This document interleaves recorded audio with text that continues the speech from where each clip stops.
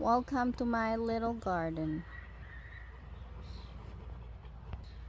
I have this pepper. This is our carrots. Right away over there. And at the end, that is the sweet potato. And ito yung spinach. This is the spinach in the Philippines. It's vines. Tingnan mo naman yung mga dahon niya, oh. Ang lalaki. Gugulayan ko na to, this week.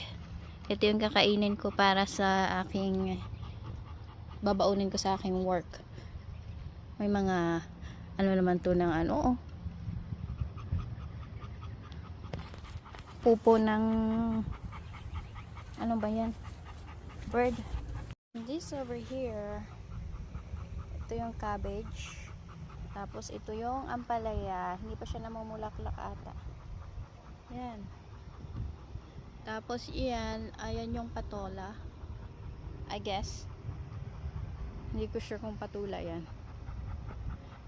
Tapos ito yung 4 na puno ng malunggay ko.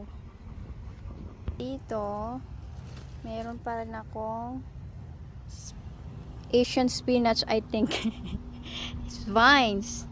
And look at the leaves. They're big.